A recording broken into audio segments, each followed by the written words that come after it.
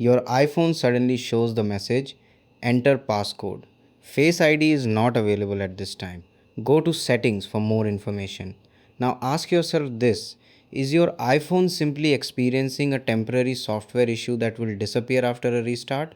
Or is this warning a sign that something much more serious has happened inside your device? And here's something even more concerning. What if trying random fixes actually makes the situation worse? If you're seeing this exact message, you've clicked on the right video.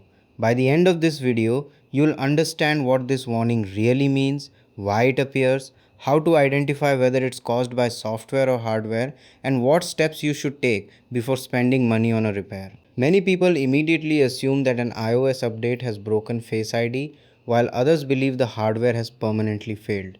So, which side are you on? Do you think this is just another software bug that Apple can fix with an update? Or do you believe your iPhone's Face ID system has stopped working for good? The truth is that both possibilities exist, but they don't happen for the same reasons. Let's start with the software side. In many cases, the warning appears because iOS temporarily fails to complete the secure communication between the operating system and the Face ID system. This can happen after a software update, corrupted system files, certain screen time restrictions, or other security settings that prevent Face ID from working correctly.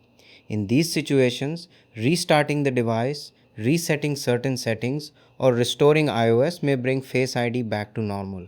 But here's where things become more interesting. What if your iPhone has never been dropped, never been in water, and the message still appears?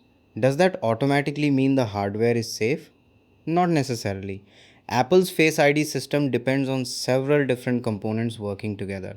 If even one of these components cannot complete its security verification, the entire Face ID system is disabled to protect your biometric data. Now consider an even tougher situation. Suppose your iPhone was recently dropped, exposed to moisture, or had its screen replaced.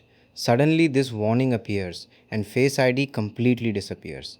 At this point, many users continue trying software fixes for hours, hoping the message will disappear. But if the TrueDepth hardware has been damaged or a replacement display wasn't properly paired, no software reset can restore Face ID because the system detects a hardware security problem instead of a software one. Here's another question: why does Apple completely disable Face ID instead of allowing it to work partially? The answer lies in security. Face ID isn't just a camera. It relies on multiple specialized sensors that project and read thousands of infrared points to build a secure depth map of your face.